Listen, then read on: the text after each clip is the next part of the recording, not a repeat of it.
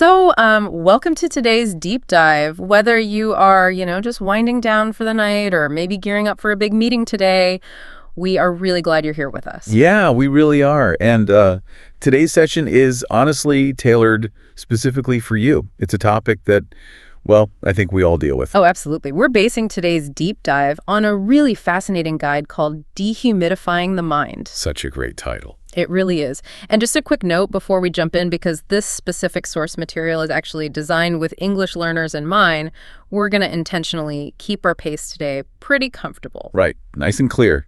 Nothing too rushed. Exactly. We want to really savor these concepts, and we won't use overly difficult words without, breaking them down first. So it's going to be easy to follow. Sounds perfect. So where are we starting? Well, let's start with a really specific, almost universal human experience. It usually happens at exactly 2 in the morning. Oh, I know where this is going. Right.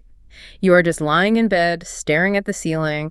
The house is completely silent. You are really just trying to get some sleep. And suddenly, your brain decides it's the absolute perfect time to replay a slightly embarrassing conversation you had like 5 years ago. Oh, yeah. Or it brings up some major life choice you made a decade ago, and you just start agonizing over, well, what if I did something else? Yes.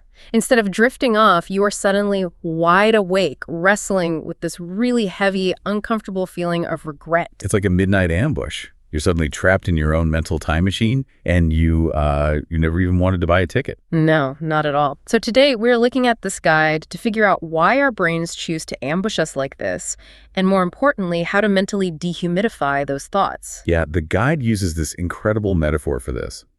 It describes this 2.0 a.m. state as the rainy season of the mind. The rainy season. That's so descriptive. It is, right? Yeah. It argues that just like a physical room can get really musty during a long, relentless rainstorm, human minds have this tendency to gather moisture. Moisture in the mind. So, it basically means the brain naturally magnifies unfinished business. Exactly. Or past events that we feel bad about. It just hold on to them. The guide describes these unresolved memories as feeling like clothes that were washed but never put in the dryer. Ooh, that smell. Right, they just sit there in a pile. And eventually, they give off this moldy feeling of grievance and discomfort. It reminds me of leaving a wet towel forgotten at the very bottom of a gym bag. Oh, that is the worst. It really is. Because if you just ignore it and leave it in there for a week, that dampness doesn't stay isolated to the towel. The moisture spreads. It ruins the whole bag. It seeps into your other clothes, and eventually the whole thing just stinks. Yeah. If you don't actively take it out and dry it, the dampness just takes over everything else. And the psychological equivalent of that spreading dampness is something called rumination. To ruminate just means to think deeply about something, but usually in a negative, repetitive way. So when we ruminate, we're just lying in the dark, repeatedly chewing on the same negative thoughts in an endless loop. Exactly. We ask ourselves, what if I did things differently? Would my life be better now? When you just let those thoughts spin, you're essentially letting that wet towel sit in the bag. Wow. And the guide points out that if we don't actively dehumidify, meaning if we don't extract that moisture from our mental air, the dampness quietly erodes our daily motivation. Yeah, it makes the present moment feel sticky and heavy and just really hard to move through. That actually brings up a highly relatable sentence from the source material. It says, "I'm drowning in my past regrets." Drowning, that's a powerful word to use there. It is. When you are drowning, you are entirely overwhelmed by a liquid, pulled under by this heavy emotional weight. The guide also says, "My mind feels damp and heavy on rainy nights." It's a very visceral way to describe that mental fog. But, I really want to understand the mechanics of this ambush. Like, why does our brain specifically choose the dead quiet of midnight to unpack this damn gym bag of memories? Why not, I don't know, at noon on a Tuesday? That's a great question. It really comes down to cognitive load and the difference between active distraction and internal processing. Okay, break that down for me. Sure. Think about noon on a Tuesday. Your brain is actively managing 100 different inputs. You are, navigating traffic, answering emails, anticipating questions in a meeting. Maybe figuring out what to eat for lunch. Right, exactly. Your cognitive capacity is totally maxed out dealing with the external world. You simply don't have the bandwidth to worry about an awkward handshake from 2018. Basically, the brain is too busy keeping me from walking into traffic. Precisely. But at midnight, all of those external demands just evaporate. The room is dark, your phone is down. And the brain is an incredibly active, relentless problem-solving machine. It is. So when it no longer has immediate external threats or puzzles to solve, it doesn't just turn off. It pivots. It turns its attention inward and starts scanning for unresolved internal loops. So those damp, moldy regrets are essentially open case files that your brain hasn't figured out how to close yet. You nailed it.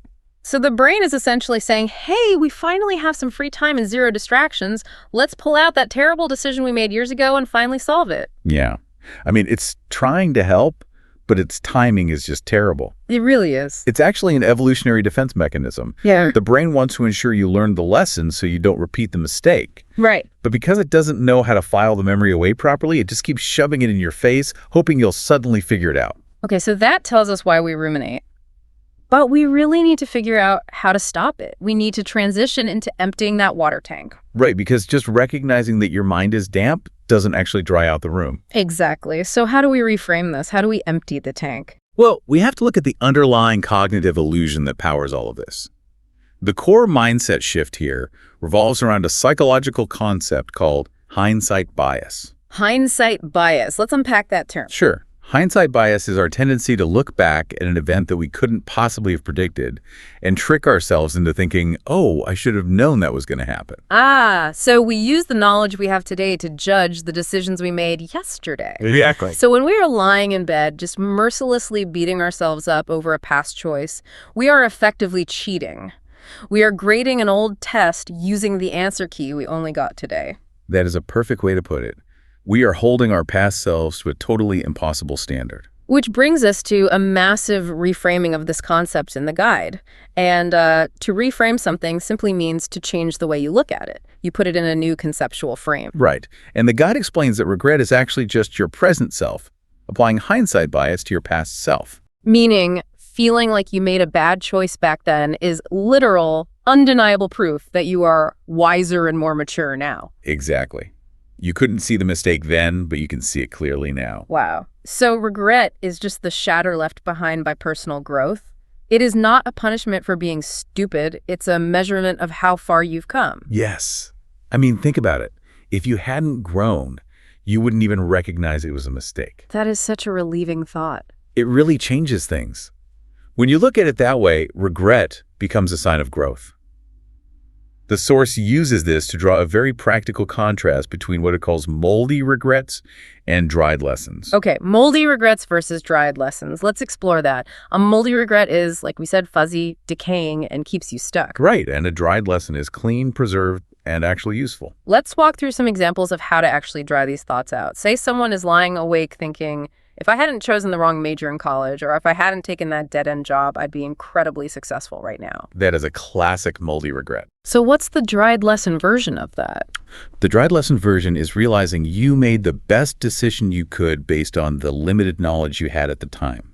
Right. You chose that major or that job because it made sense to you back then based on your worldview, your resources, or, the pressures you faced at that exact moment. So you cannot be overly harsh on a past version of yourself who is basically operating with half the information. Exactly. Okay, here's another common one. Endlessly replaying a messed up relationship in your head. Obsessing over what you said or what you failed to do. Oh, that's a tough one. Drying out that regret really requires acceptance.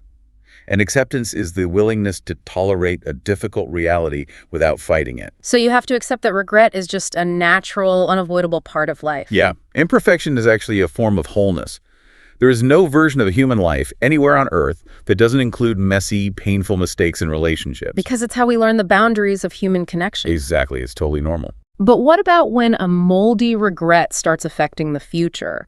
For instance, shrinking away from a new opportunity, like turning down a promotion or not asking someone out because you are terrified of making another mistake. Right. You let the dampness freeze you in place. Yeah. So how do we dry that out? The dried lesson there is to view your past regrets as pothole markers on a map. Pothole markers. I like that. When you see a marker for a pothole, it doesn't mean you should just stop driving the car. It is simply there to protect you. It tells you where to steer so you can walk more steadily into the future. The regret is a tool, not a stop sign. Exactly. The guide actually offers 2 incredibly grounding sentences to help with this. Regret is a sign of growth, and I did the best I could with what I knew back then. I love those phrases. Yeah. Saying I did the best I could with what I knew back then is how you actively disable that hindsight bias. You're leveling the playing field and offering yourself some grace. Now, I understand the theory here, but I'm going to push back on this a little bit just to ground it in reality. Sure, go for it. It is very easy and comforting to say, I did my best. But what if I look back and I realize I honestly wasn't doing my best? What do you mean? Like, what if I knew I had a major exam, but I chose to play video games instead, and I failed? I can't say I didn't know better. I was just genuinely being lazy or foolish or stubborn. How do I forgive or regret where I am clearly the villain? That's a really fair question. But recognizing your own past laziness or foolishness is actually still hindsight bias in action. It's still a measurement of growth. Wait, how does that work? Because I knew the test was the next day. I knew failing would be bad. You knew the facts, yes, but your internal baseline was entirely different. At that time, your past self clearly valued the immediate dopamine of video games over the long-term stability of passing the exam. Oof, okay, that's true. You might not have had the emotional maturity, the discipline, or the foresight to prioritize the future. The fact that you can clearly identify that behavior as foolish today proves that your current standards for yourself are drastically higher now. Oh, wow, because if I hadn't grown, I would still think playing video games instead of studying was a totally fine choice. Exactly. The fact that you are appalled by it means your baseline has shifted. Yeah. Even recognizing your own past foolishness is a trophy of maturity. That makes so much sense. You don't have to defend your past actions to forgive them. You just have to separate the observer from the actor. Huh. The person who made those bad choices is fundamentally not the person sitting in bed judging them tonight. Okay, so we have this cognitive framework. We understand that regret is a byproduct of growth, and we understand how hindsight bias tricks us. But let's transition into the physical reality of the bedroom. Let's do it. It is 2:00 a.m. The thoughts are swirling. My chest feels tight. What is the actual actionable routine we can use to clear the air so we can finally sleep? Well, the guide walks us through a very specific 3-step pre-sleep mental dehumidifying ritual. And it's designed to be really simple, right? Requiring no equipment so you can just do it while lying in the dark. It's exactly. Step 1 is to acknowledge the dampness. The guide tells us not to run from the sudden wave of sour sadness. Instead, we should mentally note it. Yeah. We literally tell ourselves, the old regret is here again. But wait, why do we have to invite it in? If I realize I am thinking about a bad memory, my instinct is to immediately force myself to think about something else. Like, I want to distract myself. I get that. Yeah. And distraction works at noon on a Tuesday, but at night, resisting the emotion actually makes it stronger. Why is that? There's a neurological process at play here. When you fight a thought, you are signaling to your amygdala, the fear center of your brain, that this thought is a dangerous threat. That triggers stress. Okay. But psychology shows us that affect labeling, simply naming the emotion you are feeling, actually reduces activity in the amygdala. So by saying, the old regret is here again, you remove the threat response. You just observe it without feeding it. Exactly. It calms the brain down. It goes right back to the dehumidifier analogy. Correct. Step 1 is essentially just pulling the water tank out of the machine. If you have a physical dehumidifier in your house and the tank fills up with water, the machine automatically shuts off. It stops working and the room just stays damp. You can't just ignore it. You have to physically pull the tank out and look at the collected water before you can dump it. That captures the mechanics perfectly. Acknowledging the regret is pulling the tank out so the internal machine can reset. Okay, so once you've acknowledged the tank is full, you move to step 2, which is separate past from present. Right. You can think of this as hitting the dry button. You intentionally draw a clear mental timeline. You remind yourself that the version of you who made the mistake is trapped in the past. The version of you sitting here tonight is a new, dry self with the power of choice. The guide phrases this beautifully. It says, the old script cannot dictate tomorrow's page. It's a wonderful way to look at it. You are severing the emotional time travel. But why is it so biologically important to draw that strict line between past and present? Because your nervous system does not know the difference between a real, current threat and a vividly remembered past threat. Oh, wow. Yeah. When you mentally time travel back to that embarrassing conversation or that failed exam, your brain triggers the release of cortisol, the stress hormone, into your bloodstream right now. So your body literally prepares to fight or flee from a danger that happened 5 years ago. Exactly. By actively drawing that timeline and focusing your consciousness on the physical bed you are lying in, you halt the production of cortisol. You remind your brain that you are safe in the present moment. Which brings us to step 3, breathe in clean air. Once we've stopped the cortisol, we have to create a warm blank space. Right. The guide instructs us to close our eyes and take 3 deep belly breaths. With every exhale, you visualize breathing out the sticky, moldy guilt. And with every inhale, you breathe in warm, dry, sun-baked peace. So the physical act of deep belly breathing is actually the lever that shifts your biology. It is. Because when we ruminate and our stress spikes, our breathing naturally gets shallow. We just breathe from the top of our chest. Right, like a panic breath. Exactly. By intentionally pushing your breath deep into your belly, you stimulate the vagus nerve. This nerve signals your body to shift out of the sympathetic nervous system, which is the fight or flight state, and into the parasympathetic nervous system, which is the rest and digest state. So you are literally forcing your physiology to match the dry, peaceful environment you are visualizing in your mind. You are physically evaporating the tension. To evaporate means to turn from liquid into vapor, to watch something heavy disappear into thin air. Yes, you are creating a clean slate, wiping the board completely clear of past mistakes. This sets the stage for genuine self-forgiveness, which is the conscious act of letting go of resentment toward yourself. It's so powerful. And all of these actions, the acknowledging, the timeline drawing, the deep breathing, they build towards the final soothing affirmation the guide provides. It's a great affirmation. I want you to imagine hearing this delivered really warmly, softly, like a calm, steady rhythm. You tell yourself, I release the heavy waters of my past. My mind is dry, clean, and safe tonight. I am ready for a fresh start tomorrow. I release the heavy waters of my past. My mind is dry, clean, and safe tonight.